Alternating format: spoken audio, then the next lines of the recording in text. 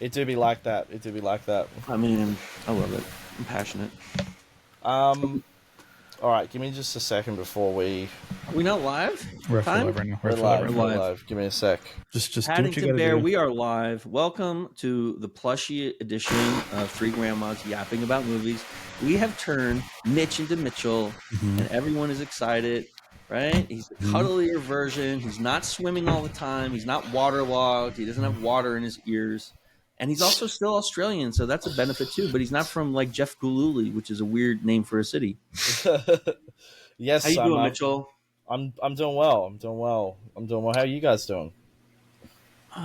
Well, I mean, Tom, you want to tell people how you're doing?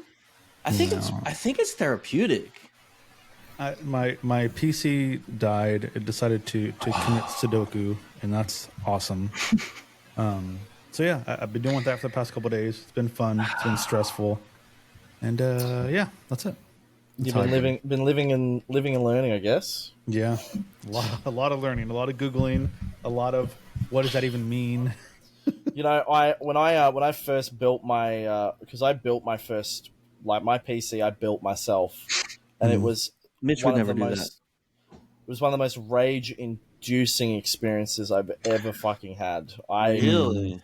Oh, I hated building my PC. I hated every single second. I loved it, but I also hated it. So, what was the toughest part? The toughest part was getting the fucker to actually work and figuring out the intricacies of actually booting a PC. You know, figuring out how the power works and where what goes where and how to read a motherboard properly. And it was a good lesson, though, right? Oh yeah, it was a lesson in patience. Yeah, I'd probably now you know do it how again. it works. Now you know how it works, but like you don't remember exactly. No, of course not. Mitchell, what do you do artistically? People. I don't know if people know exactly that you are a filmmaker, right? Like, what are you working on? What's going on? Moment.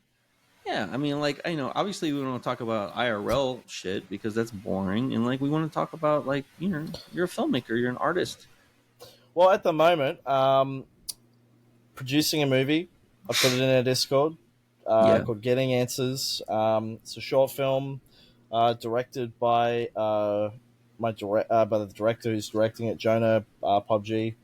Jonah PUBG, right? Yeah, does that come with crackers? PUBG. I like wheat thins with my pub cheese. PUBG. Isn't that like an open? Is that like a battle royale? That's exactly what I said. They were making movies or something. That's awesome. Good for them. No, he's okay. I'm just joshing. He's first time director.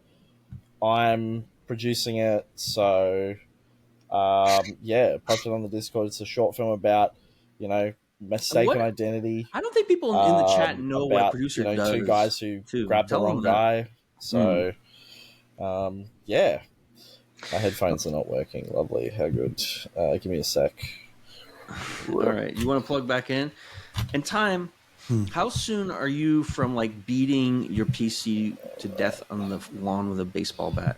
How far away are we from that? I'm way past that right now. I think you just need to like take the loss, accept what's happening. Like you can't really repair it, and just like use what you have now, and just like forget about it as much as you can. But it's a loss. It was working last night, and then I said, I have a really small hard drive in it. Let me move my other hard drives from the last one to this old one. So I did that. And then it just refused to boot up, even though everything was the same. And then I had to figure out the boot order, and then it made no sense. And then I unplugged everything, and then it worked again. So it was just a nightmare. Toasty Veal, we have a lot of noise on the line right now. What's going? Oh, there it is. Did it clear up? Do you have audio now? Yeah, I've got audio. Now. Okay, good. All right, good. Does it sound right? Does it sound good? Sounds great. Yeah, good. So, tell the people what a movie producer does.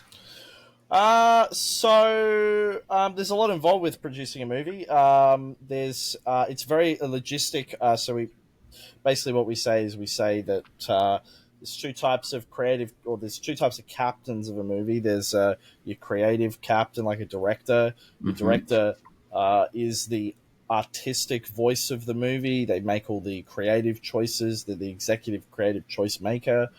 They work on the film artistically. They develop the script. They develop your screenplay.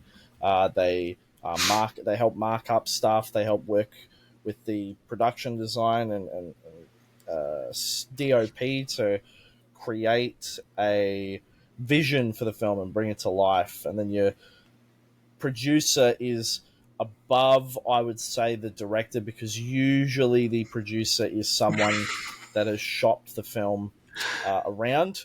Okay. The usual process for a film in Hollywood is that a producer will pick up the license, or the license for a property if they're looking to adapt an IP.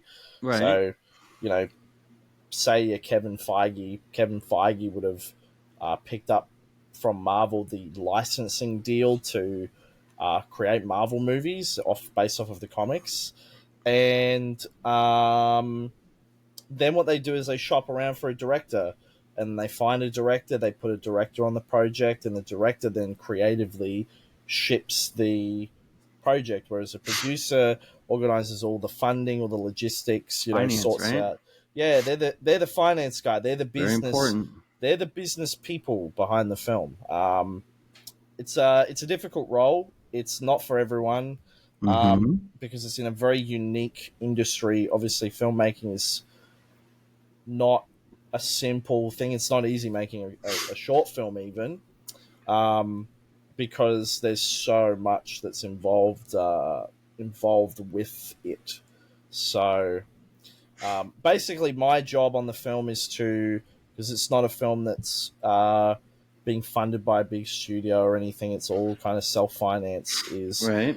to align all the departments together, set deadlines, make sure everyone delivers on time and on schedule, so that if any issues come about, we can solve them before we get to set, because short films are so time constrained that you have to make sure everything is ready to go. You have a certain amount of time to shoot a certain amount of things, and that's also a part of the producer's job, is to make sure that you have everything before you move on to the next, location or scene. And you have to trust the director, and the producer has to, you have to trust one another to stay on schedule, right? Because like some of these directors or producers can like really hammer a nail in the coffin. Well, the schedule is important, right? Well, in Hollywood, producers have a lot more leeway and a lot more sort of power, because the industry is a for-profit industry. It's entertainment. Right. Producers kind of have to make sure that, when you have a budget of $150 million and you've gone to all these banks and you've gotten financing out for everything, you have to make sure that, if you're making a $150 movie that's got a $100 million marketing budget, that you double that or make it more. Most movies don't have those kind of budgets, and I hate big multi 8-figure fucking budget movies, because they have to make $500 million to make any money. Whereas if you stick to a smaller budget, you are always going to get, if it's a surprise hit and a hit that people enjoy, bigger upside, right? You're going to get more money. You're going to make more money. Upside. Correct. So it's a super unique industry. Do you know what the number one indie film of all time is? And I think this is still the case. And I think it's My Big Fat Greek Wedding. You reckon? I heard that the other day. Now, someone can check on that, but because it made so much fucking money and it could cost nothing to make, right? Yeah. But that's an example. It doesn't always have to be an art film. Like, a lot of these are crossover successes, right? And it's like, it is possible because, like, everyone's favorite films are generally comes from the indie sector. Like, everything from the first Terminator movie.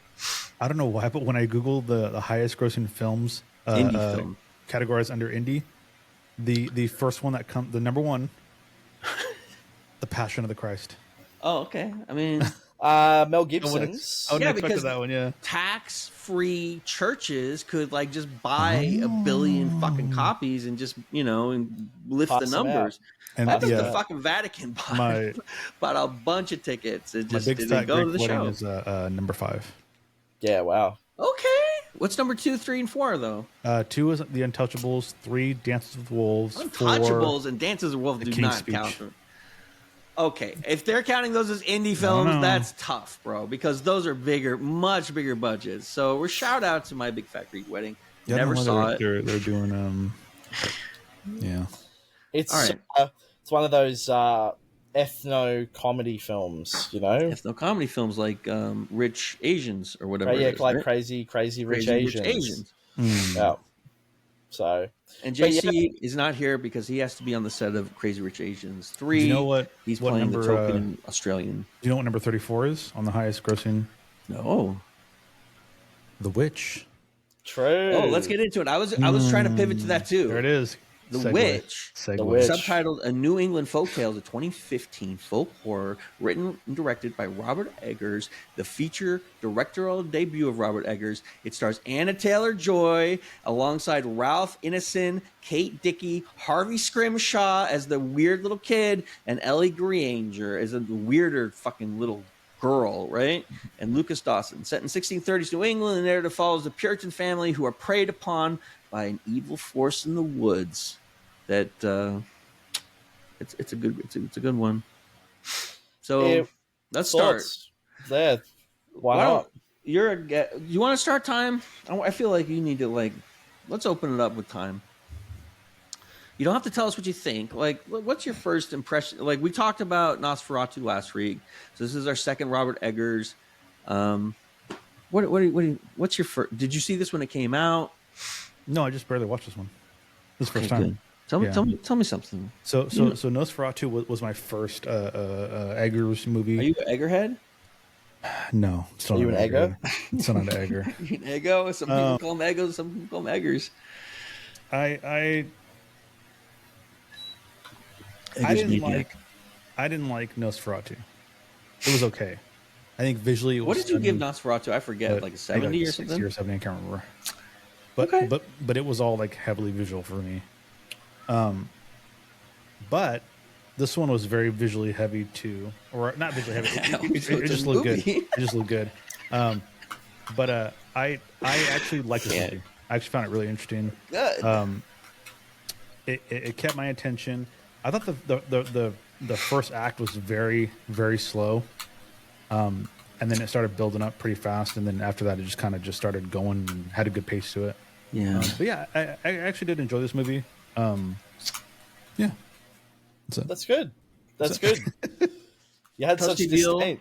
Did you see that when this came out? What's your relationship to Robert Eggers? And you can talk about Lighthouse too if you want, or other Eggers films, or So start. You know, I've watched I've watched most of Robert Eggers' discography. I started watching The Lighthouse, but didn't end up finishing it. But The Northman, Nosferatu, to this day, and this. you Yeah, still to haven't this seen the day, end. I still need to watch it. But How far did you get in? I got how about halfway through. So okay.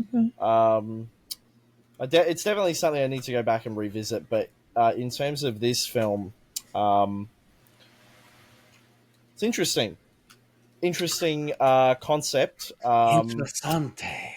Well, I mean, look, it follows. It kind of, you see where Robert Eggers' kind of obsession with keeping it out of the modern day comes from. There is a lot of storytelling potential in terms of that. He's a New England guy, right? So he grew up hearing witch stories, right? And so this is I don't know if this is a real story that he adapted, but I feel like it might be, right? Potentially. But if I'm going to be honest, out of the 3 Robert Eggers films that I've watched, I thought this was probably his weakest.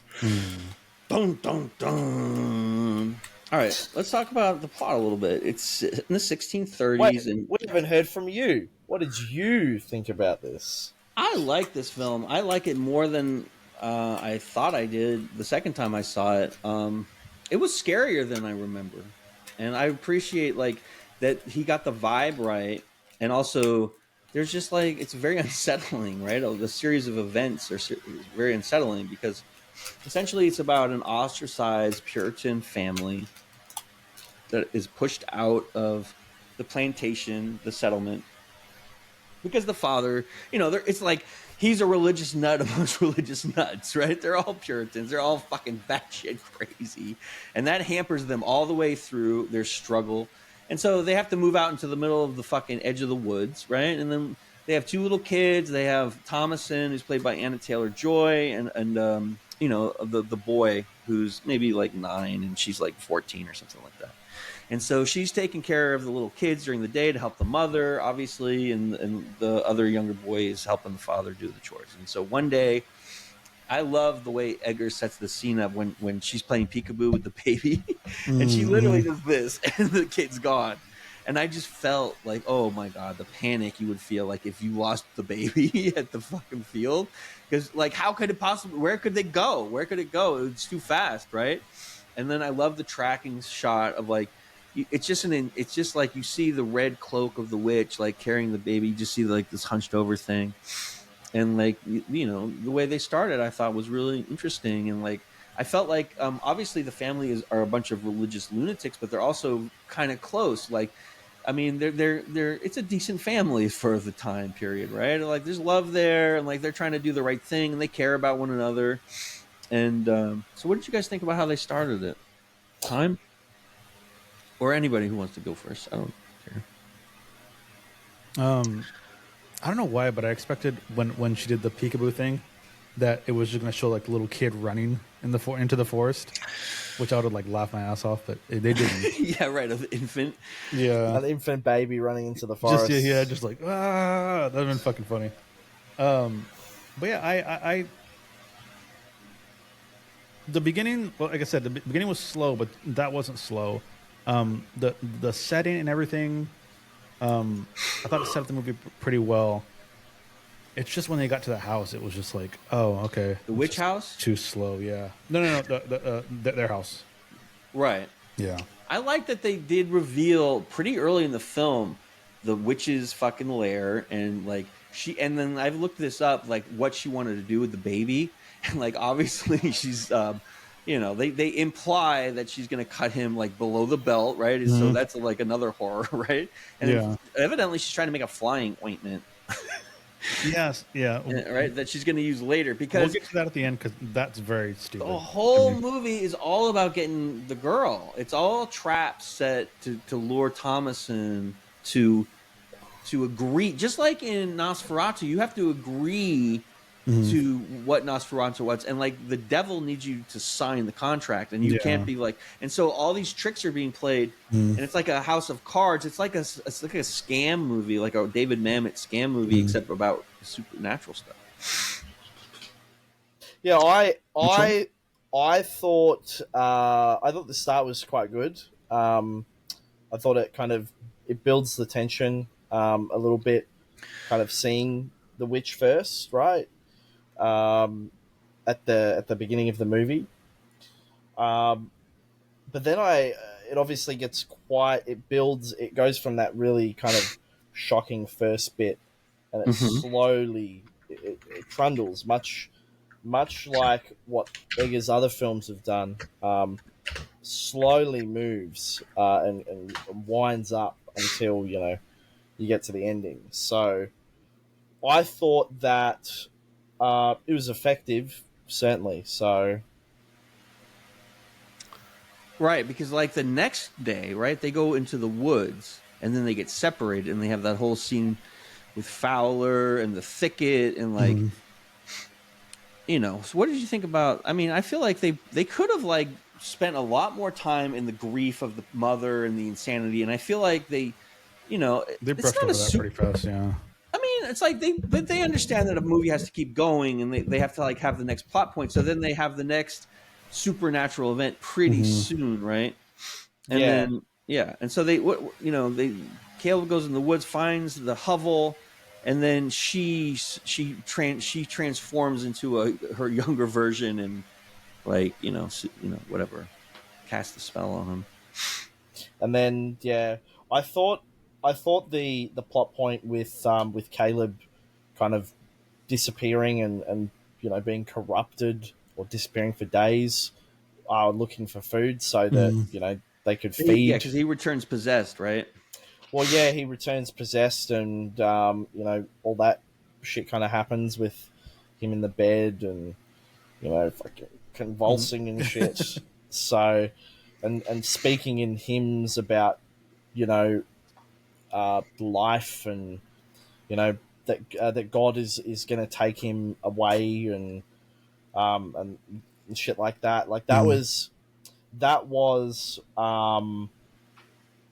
probably one of the better plot points of the film. I thought that's kind of what that led to in terms of the right.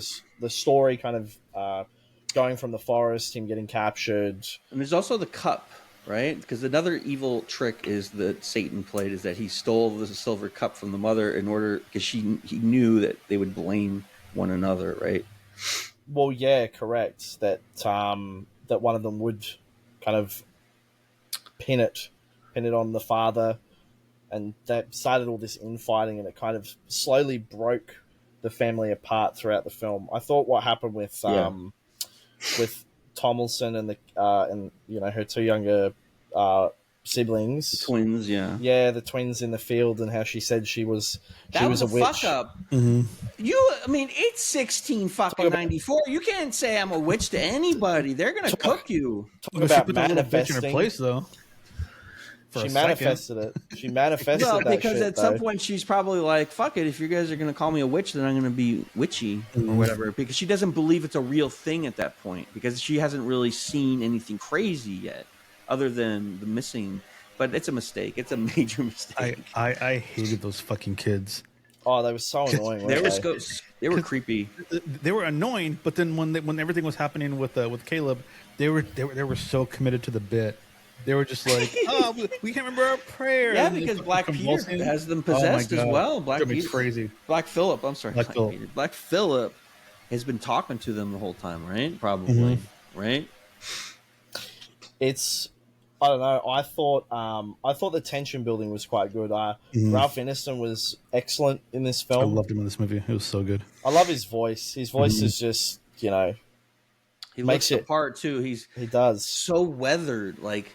You can't fake that. Like in the mother, they look like they're from the fucking 17th century. There was a part where he just came back with Caleb, right? This is specifically for Prague. He just came back from hanging out with Caleb, whatever, in the woods, and then he tells everybody to go inside, and he starts chopping wood, right? Shirtless. And he's just there. Yeah, he slips into pig shit, right? And then he takes his shirt off. Did he not look like Lance? That's the. I mean, I don't know. He had the abs. I mean, he has the same kind of I don't know. It was crazy. I was like, how can a 6-year-old have? Why are you thinking about Lance? Because I don't think about Lance enough to notice stuff like that. Always think about Lance. Always. I mean, yeah. He lives rent free. Forever. Yeah, the dad was a good dad, right? Because the dad could have easily cooked Thomason and made the wife happy, but he was always defending her because he knew, maybe he got cast out of the plantation not because he was far right, because maybe he was to the left of the current church, and maybe because he wasn't trying to put anyone on trial for witchcraft and stuff. He was trying to be very reasonable. And the mother was constantly, everything was blamed on Thomason immediately, right? And so one of the fun things. Oh, go ahead, buddy. I thought it was crazy that everything got fucking blamed on Thomason. It was. Well, it's older ladies, the younger lady, and they. What did you say, Tyler? I said, "Welcome in, Bagger. Welcome in." Oh, hi. I'm sorry, I didn't have the chat open. Yeah, what's up, Bagger? Yeah, so it's I figure in the olden days, there's jealousy and shit between a younger woman, and also one of the fun things that they do is they get her to hallucinate that the kids came back and then cause her to breastfeed, and it's a raven. That's fucking crazy. That was Yeah. I love the culmination of events, right? Because in a movie like this, and like Poltergeist, there's always one night where everything hits the fucking fan. Exorcist, any possession movie, there's like one pinnacle event, right? And so you have all this stuff that happens. You know, Thomason runs away. She's trying to like she feels hurt that they're trying to like sell her off. Essentially, is what they're doing. Like give her to another family to work, and then it culminates in you know, the roof blowing off the goat yard. The kids blaming everything on Tomlinson. The you know, and then her giving into it. Yeah, and I thought the ending was quite cathartic in that way. I thought we'll get to the ending later, but She didn't want to become an indentured servant, essentially. And she probably, you know, it's like that's probably an understandable choice because she felt like she had nothing left, especially after the dad died. But did she not become a indentured servant though?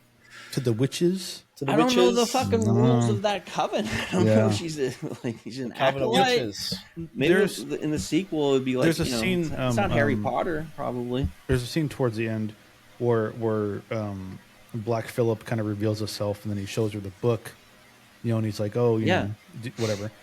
Get naked and sign the book. That's what I say on all my dates. A couple of scenes before that, when the mom is staring at Caleb and the little baby, whatever, and she's talking to them, Caleb brings up the book also and he's like, you know, do you want to read from a book that I have?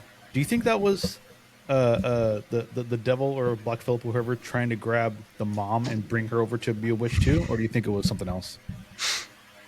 I think he's just trying to like manipulate the situation. It's like creating a maze where your target ends up in a funnel towards like what you want, like a cattle yard where the cows are like they think they're in a maze, but they're just going in one direction, and they just want Thomason. I think the devil just wants Thomason. Yeah, well, it was quite obvious that you know, Tomlinson was the target, was the objective. I thought the fact that it slowly built as well was quite good. I just really just didn't gel with the ending. I thought the ending was kind of lame. That she flipped, or would you like it portrayed differently? Like did you disagree with the plot or how they portrayed they did it? I think the way they did it was the way in which it just felt like the character just fucking just shifted, like just completely changed from whoever they were before to, you know, I get that she signed the book. I get that that's kind of... She gave in, but... And heroes generally don't surrender to the enemy, right? She also didn't have any other choice. She couldn't do anything else. Yeah, no, I understand it. Well, she would have been blamed. She would have been blamed for killing everyone, right? If this was a regular Hollywood movie, she would have escaped, and there would have been 3 sequels, and she would be like witch in the city, and she would be in London, and she'd have like a coven of good witches. You know what I'm saying? Like they would have just like. I kind of like the fact that they like Robert Eggers. Like someday when you see the end of the lighthouse, he's not afraid of like having the bad ending for his characters, and I admire that because sometimes he has the good ending for characters, right? But I feel like in every Robert Eggers film, it's always ended badly for the main protagonists. Even in The Northman, in that movie, you know. Actually, should I talk about this if Time's not watched the movie? Because this made me want to watch The Northman after this. Okay, all right, we'll just skip that one. I take my headphones off. You guys can talk. I mean, it's up to you. I mean, I can say something. I feel like, and then wave when you're done. Okay, I'll wait. I will. All right. I feel as though the ending to this film was very similar to all of Robert Eggers' films, where the character dies or loses himself and just doesn't, you know, Evil continue. Wins. In Evil wins. Robert Eggers' world, Evil wins. Evil wins every time. We should just never wave and like we'll just keep talking and talking and talking. He's gonna get mad and he's gonna be like, oh, right now he's like, what are they talking about? It doesn't take that long to talk, and he's wondering if I'm answering the question. I'm not. But yeah, I mean, look, with that though, as I said, you know, it's a Robert Eggers ending. It's very similar to everything. Only the egos like those type of things, right? And you're not an ego yet. Yeah, Time. You're not an ego yet. All right, come on, Time. Come back. You guys want to talk about the cast? You want to talk about Ralph Michael Ineson?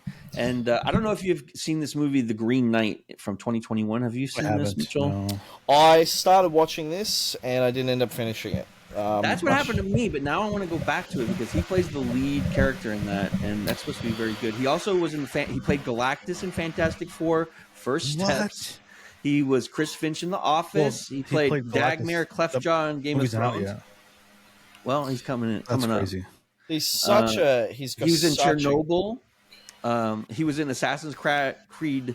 He did the voice work for Charles Vane in Assassin's Creed 4 Black Flag. He played Lorath Nar in Diablo 4 and Sid in Final Fantasy 16. What? He is his voice, man. His voice is just. It's a great voice. Yeah, special incredible. Voice. It's like one of those voices like Morgan Freeman or Liam. He talks, a Yorkshire guy. He talks and you listen.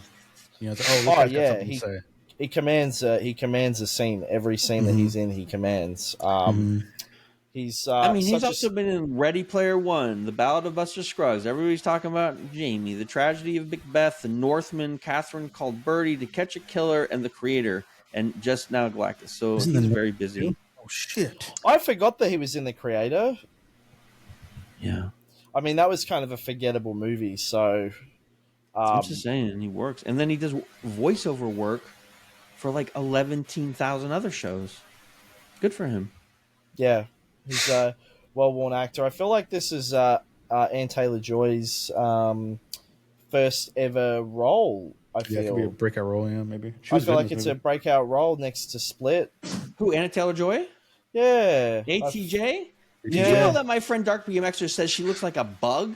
Can you believe that?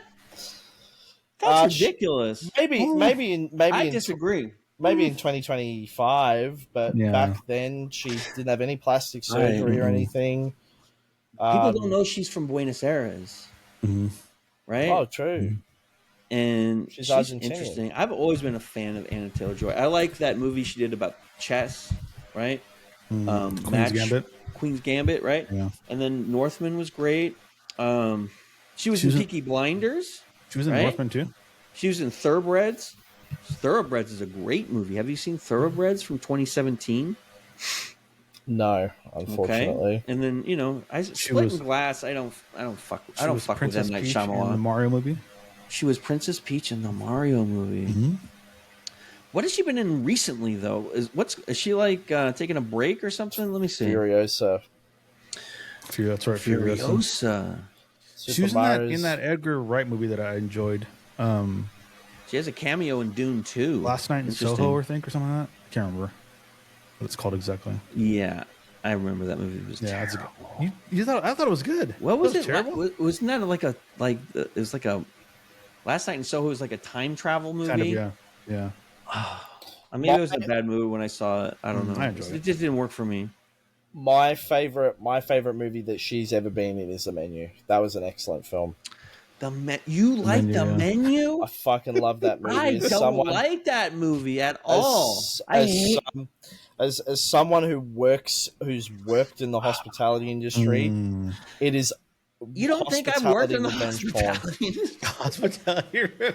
I worked at Olive Garden when I was 15. I know it, but that movie, I don't know about that movie. Why did you? But like, it wasn't. I don't know. Something about that movie didn't work for me. I loved it. I thought it was fucking excellent. I thought it was an excellent movie. It was my standout for 2023. Actually, that film, fucking so good. I love that movie. It was. I thought it was so well written, and I thought Ralph Fiennes did a great job playing a fucking I think evil because it was chef satirical, and that kind of like put grinded me off. down. Well, I yeah. didn't like the comedy aspect of it. Oh, look, I thought the comedy aspect was weak, but I also thought, you know, Nicholas Hoult played, you know, an adoring That's right, yeah. an adoring fan of a fucking celebrity chef, and he Yeah. fucking was told by this celebrity chef to make him a meal, and it was, you know, absolute shit. Oh, I agreed with the points they were making for sure about, you like, know, people who go on those things.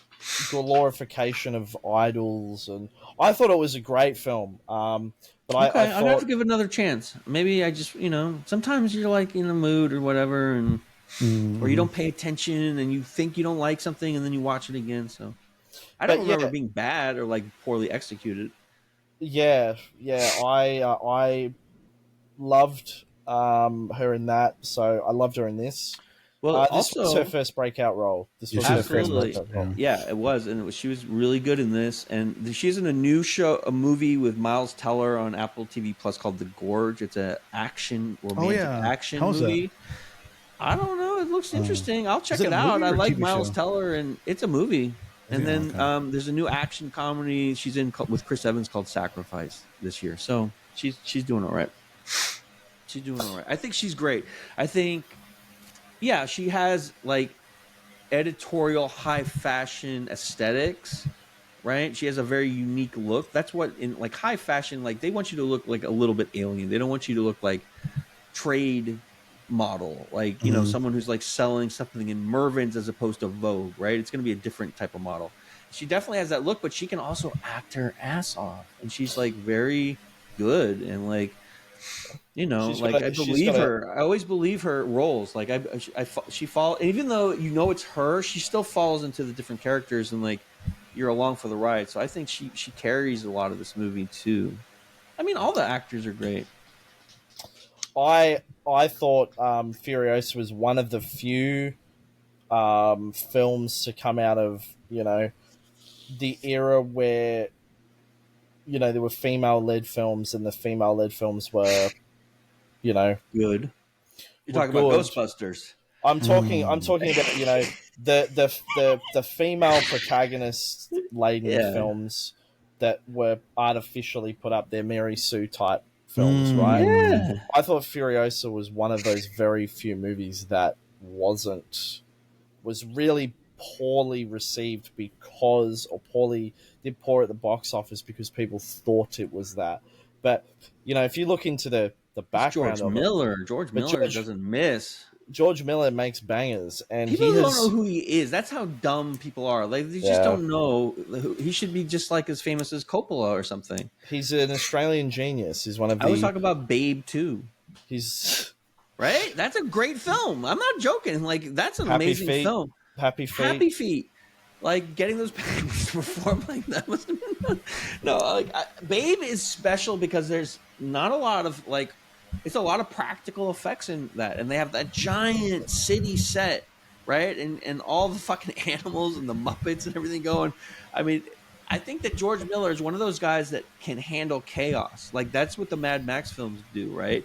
Like he understands, like, and his team is amazing at like coordinations and stuff. I think he's like so underrated. I feel like George Miller is one of our best exports next to Baz Luhrmann. I mean, I'm not a Baz Luhrmann fan. I You're think not a Baz. warhead. I'm heads. not much of a. He's an auteur filmmaker, and he's not for me. He's a bit like Wes Anderson, but Wes Anderson's another discussion for another day. Not particularly. I mean, I like his films, but I don't like his style. Did you see our review of Rushmore?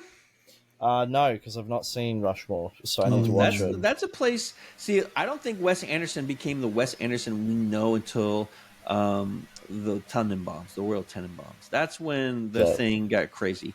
But if you see something like Rushmore or Bottle Rocket, which is even better, proto, early stuff, I think it works a lot better. But I like Wes Anderson, so I think Wes Anderson's style makes all of his films look the same.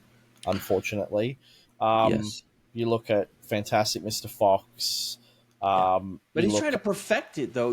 I understand, like, some artists only work in blue, right? And like they'll just do that for 40 years, and like they'll, and they're trying to perfect whatever the fuck mission they're on, right? And so I understand, like, but I also know that if Wes Anderson wanted to do anything he could, right? But he chooses this because he's trying to perfect his thing, right? Like I'm thinking of the guy who directed The Birds and Alfred Hitchcock. Like Hitchcock had his thing, and he's trying to. Tarantino has his thing, and those films are like, a Tarantino film too, right? So, but visually, right? Tarantino's works is visually very different to one another. I feel like Wes Anderson's films, you can watch Isle of Dogs, you can watch Fantastic Mr. Fox, Hotel Grand Budapest, The French Dispatch. You can watch them all concurrently, and they could all look like they're all from the same fucking movie. Because Wes Anderson is so set on he's dedicated to this symmetrical, perfectly framed style. Obsessive. Like perfectionist, not in like an interesting way. I feel like it's an obnoxious way. It's an obnoxious perfection. I would say the opposite of him is someone like David Fincher. David Fincher's movies are perfectly made, but they're all visually distinct. Have you seen his animated short on Netflix on Love, Death, and Robots? It's about a crab god that takes over a pirate. Oh, you got to see it. It's David Fincher directed it. It's all animated. It's amazing. Watch Love, Death, and Robots. It's flawless. I love David Fincher because he makes shit that you don't even realize it's the same guy doing it, right? Yeah. So he does change it up a lot. Some directors really can be like chameleons, But as I said, like Wes's films are all restrictive. They're all restricted to this Wes Anderson style. You won't see, any of Wes Anderson's films now. None of them kind of step outside of the high contrast, well lit, symmetrical look. Tape and paper. Correct. It looks the same. Toasty Veal, Wes Anderson is in the chat right now. What would you like to tell him? Would you say, Wes Anderson, for your next film, do a documentary, do something, and force yourself out of this pigeonhole, and just make something make a serial killer movie, make a fucking horror. You know what I mean? Like make a fucking super violent Japanese gangster movie. Challenge. I agree. I'd say to Wes Anderson, challenge yourself and stop making whimsical movies about little men in rooms, about little men in rooms talking about stories about how they got this thing from this person who grabbed this thing from that other person. But people really would get mad. Imagine if the West Heads found out that the next one was going to be a bloodbath. You know what? My favorite Wes Anderson film is Fantastic Mr. Fox. So is mine, Mitchell. And that's because it's completely different from all of the rest of his films. Yeah, because George Clooney fucks. Because George Clooney... Yeah, because he can't hide it either. They probably gave him a script that made it seem like he doesn't fuck, and he's like, "Oh, I'm sorry, I'm George Clooney. I can't hide it, and like I'm going to be a cartoon fox, and I'm going to like riz everybody." Right? Well, yeah, for real. I try to get around to watching it every 3 years because it's just a great film. It's great. It's an hour and a half. It's short. It's sweet. Stop motion is great. Stop motion. It looks great. It's funny. It's funny as the fuck. Wolf. That section with the wolf, like there's like a still of the wolf like baying at the moon or whatever. Yeah, the Timberwolf section. Right at the end. Good. How he fucking waves at him at the end. Yeah, right. Exactly. As I said, this is turning into a Wes Anderson chat. We should probably get back to No, because Mitch is in here. We can do what we want. He's swimming. Let him swim. We don't have to get anywhere. I don't think people understand that we don't have anywhere to go. I do. I have places to go. We have a hard, we've gotten through a lot of. Listen, if JC calls in and tries to claim that we talked about the whole plot. I went plot line by plot line. We talked about Robert Eggers. We talked about the male lead. We were talking about Anna Taylor-Joy. It's like he should be very pleased with this episode. We learn more about Mitchell and why Mitchell replaced Mitch. And like, we're going to have a poll. It's not official. The community has to decide. There was a fan theory that I saw of the witch, and it was. Oh yeah, do you want to show it? No, I don't want to show it. It's awful. Why not? That's even better to show. That's what we do. It's uglies. Squinting knows forever. How long is it? What? How long is what? The weird short. Oh, fan theory. Oh, fan theory. I thought you had theory, a fan made thing. No, okay, I'm sorry. Because Flame asked me, she's like, "Hey, you know, like, how come they didn't explain what happened to the what twins?" did Flame think about this movie? She didn't like it. Why? I don't know. She doesn't tell you. No, I asked her if she liked it. She said, "I don't know." She's thinking about it. Let her think on it. That to me, she's sleeping on it. Tell her that Thomason is stepping into her female power at the end. She might appreciate that. So I looked up, you know, like what happened to the twins, whatever specifically, and I just assumed that they died in that room explosion with the Black Phillip, you know, with the fucking goat monsters. And then I read something that one of you guys touched on. I think it was Prag or Mitchell. One of you guys talked about earlier, where it's, I guess it was known during that time of, like, you know, the witches or whatever, when they were popular, I guess, that the way you levitate is from children's blood or something like that. Yeah. Oh yeah, because that's what the witch was trying to create, a levitation potion, is what the wiki said. I don't know how they know that from the script. I don't think when I read that pissed me off, because I thought that's dumb. Like how am I supposed to get that information from the movie? Film. But I don't know that, and I don't know the history of it. That's stupid. So that didn't make any sense to me. So did they ever talk? Was there a levitation event in this movie later? At the end. Right at the end. Remind me what happened. Oh, she shows up to the witches, and no, they all. Oh, Anna Taylor-Joy. They're all levitating, and that's why they.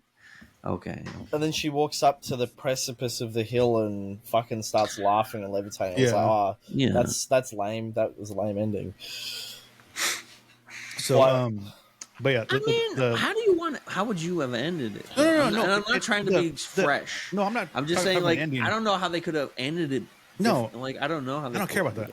I'm talking about the toasty veal. Oh, it was just that one comment that I was like, "How am I supposed to get that information?" Like, I shouldn't have to know. I'll tell you in a minute. I'll say it in a minute. But the fan theory that I saw, that was just crazy, and it makes me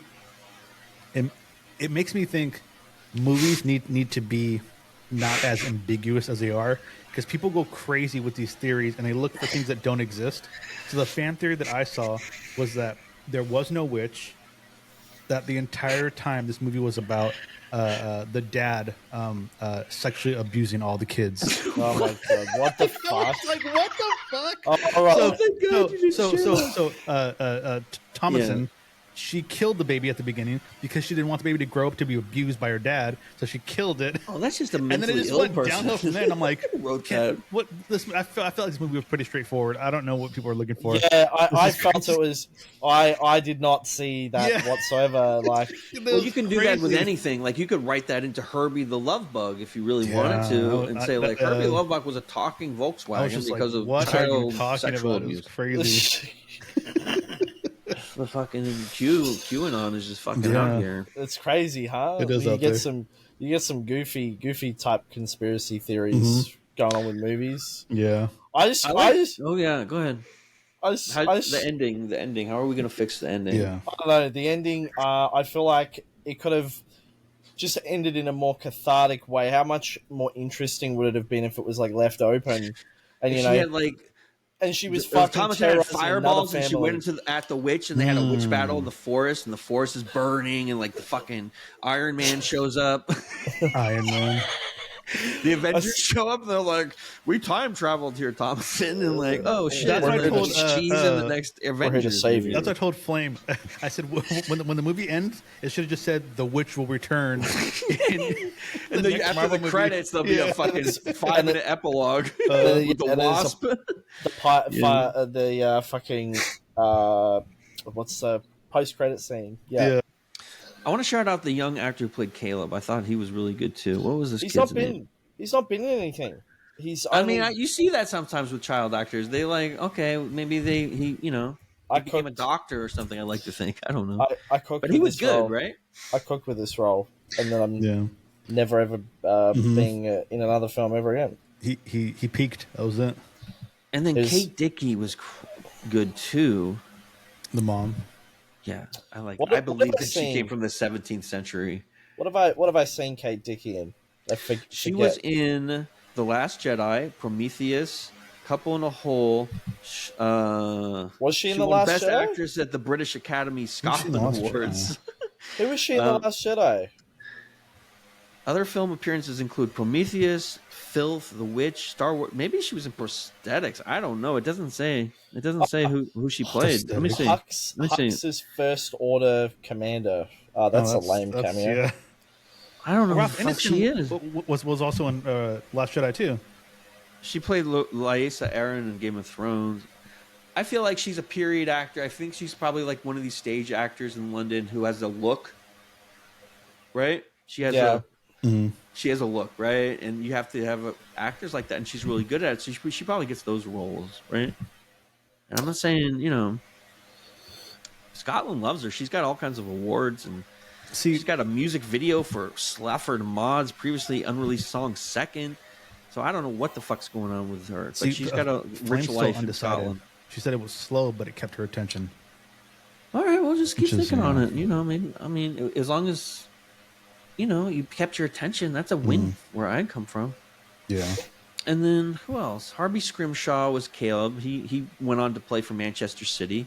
Right? Harvey Scrimshaw sounds like a central attacking midfielder. It sounds like he plays next to Phil Foden with a name like that. Ellie Granger, she was great.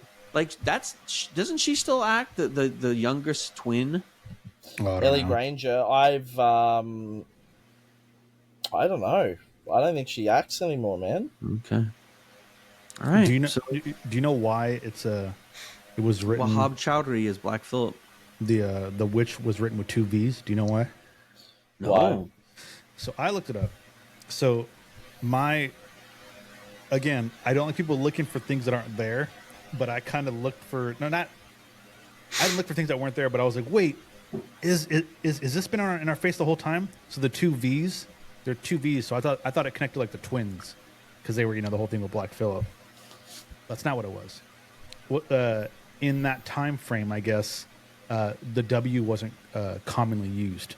Mm-hmm. So they used the W. It was 2 B's. Yeah. So they just slapped 2 B's together. So he wanted to be like accurate, I guess. So he just did 2 B's. His commitment to it is crazy. Yeah.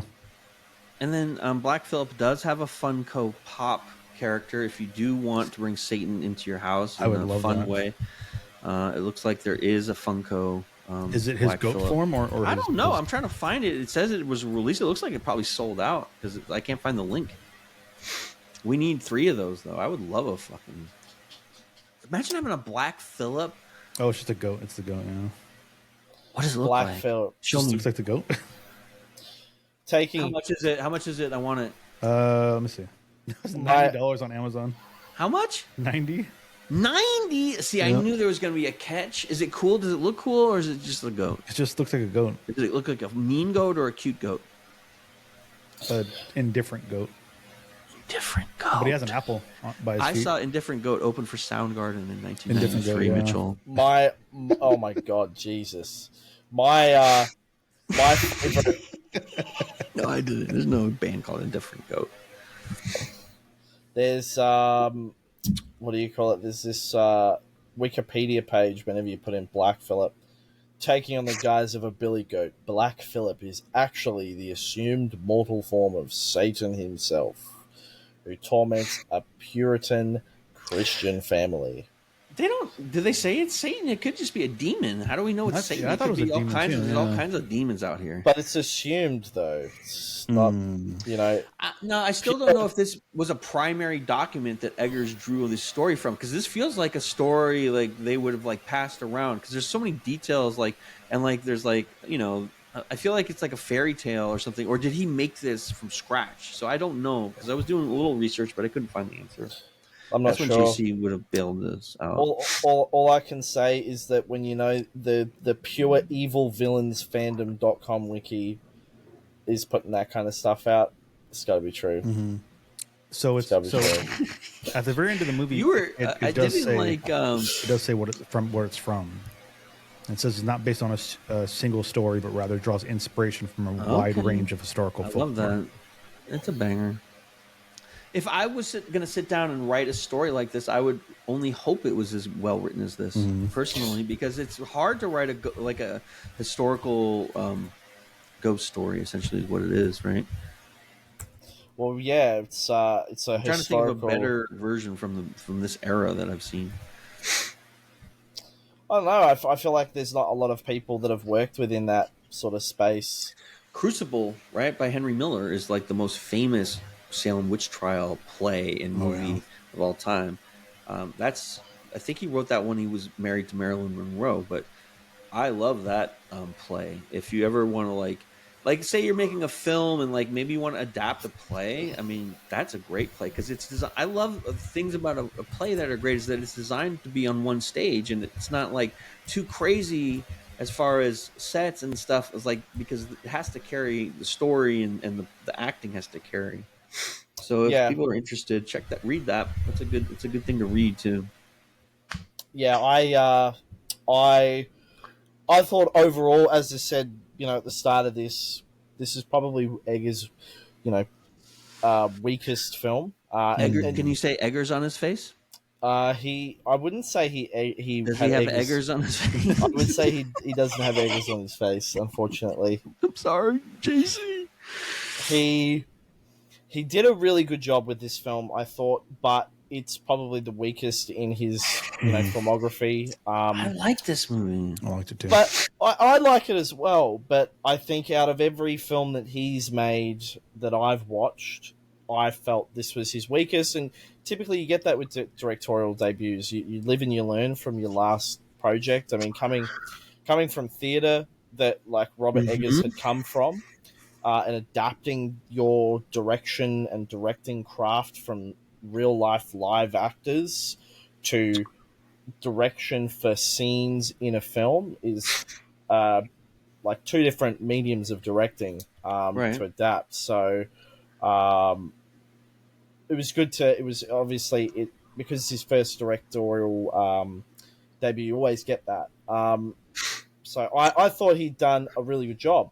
Especially because it's movie. Like it's affordable too, this film, because like he just brought in a Thatcher and a someone who understands historical buildings to build the two buildings essentially, and like then natural surroundings utilized, and that was it.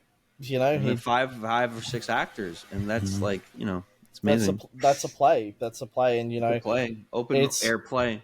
Well, yeah, correct. It's a filmed play, it's.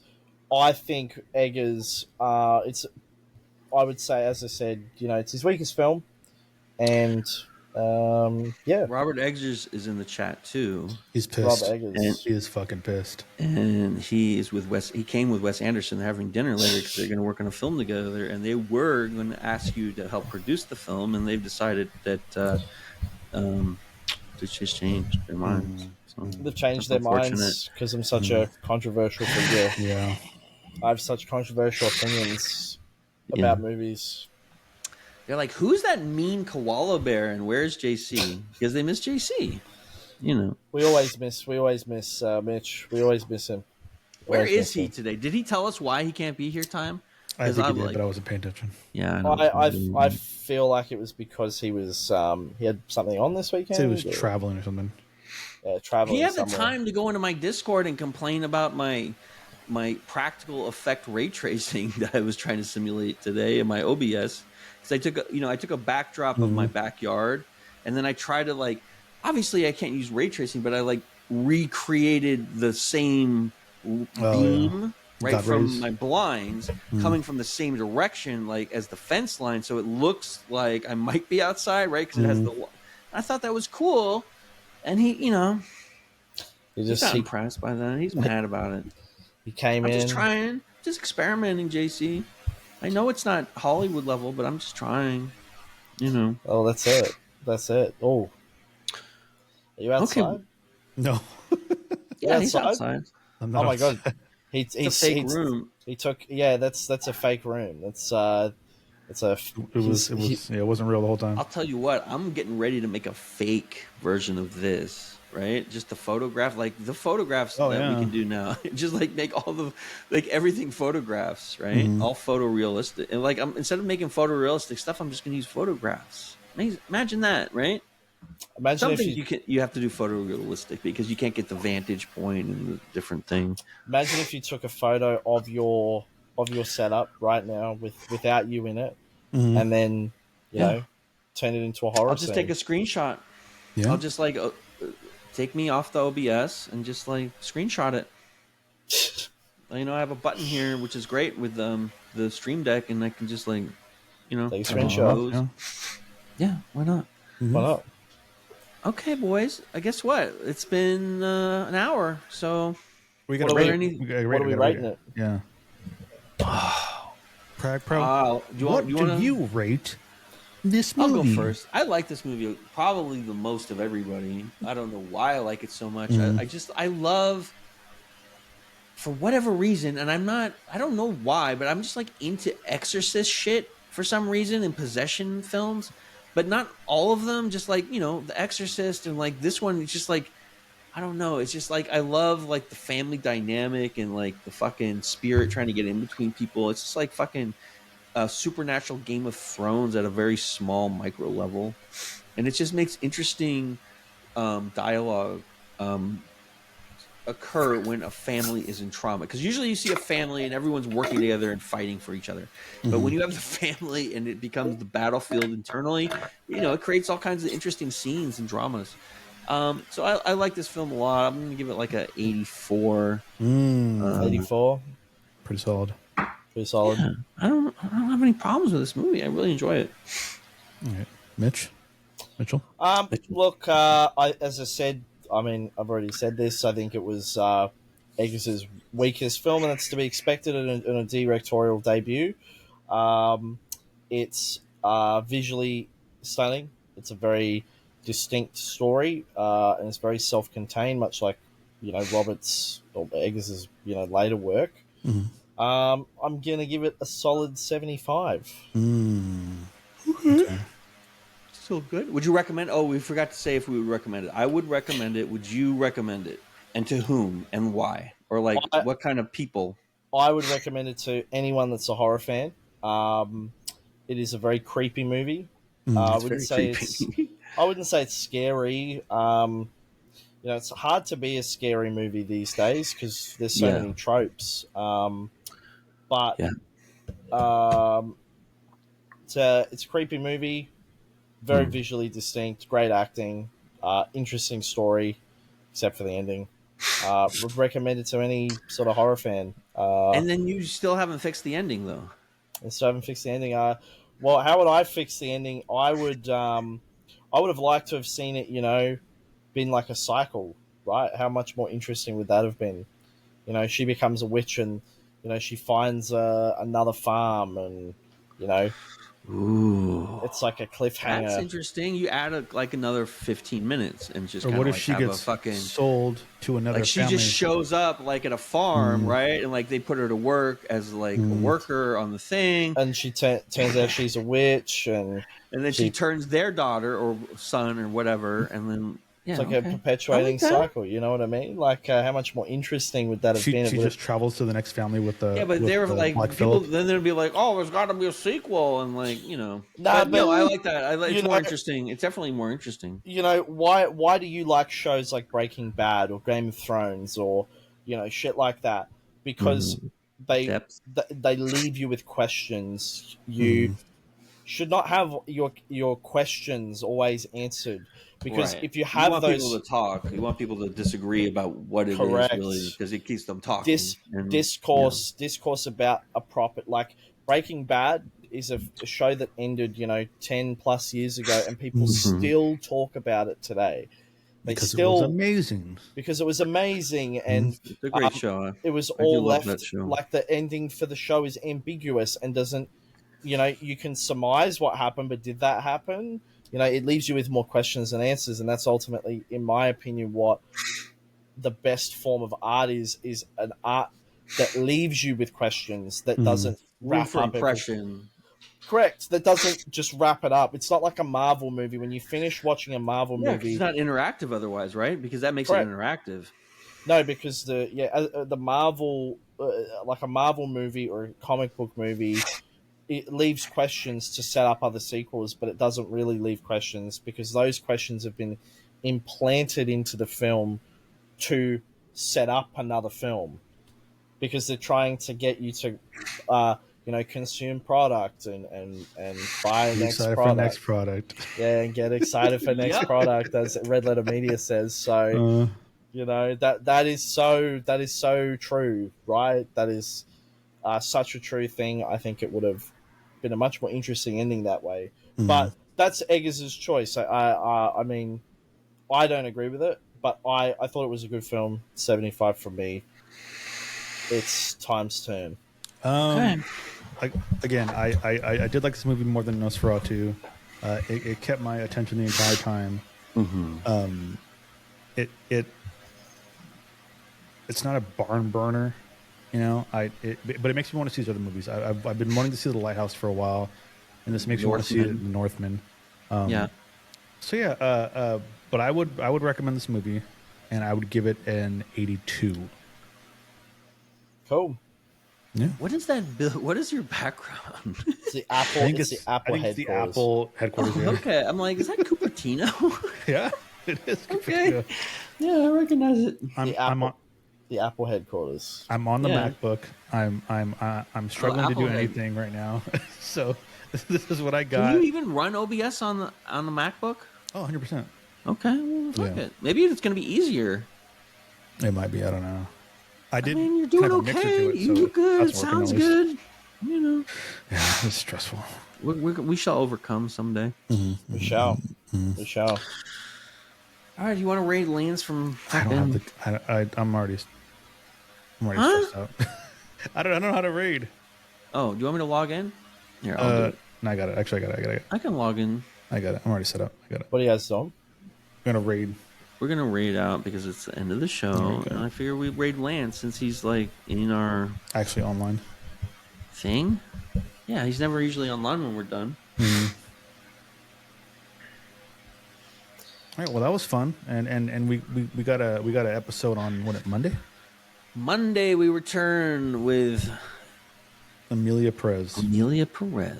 And I'm not going to talk about. I've already. You already watched it? Like, I'm not going to talk about it yet. We're going to save it. Like, we have a lot to talk about. And then JC will be back, right? And also Mitchell will rejoin us. Next week it is Pythagoras' turn. Is that what it is? The week next is right Pythagora, and we're going to watch something of wolves, right?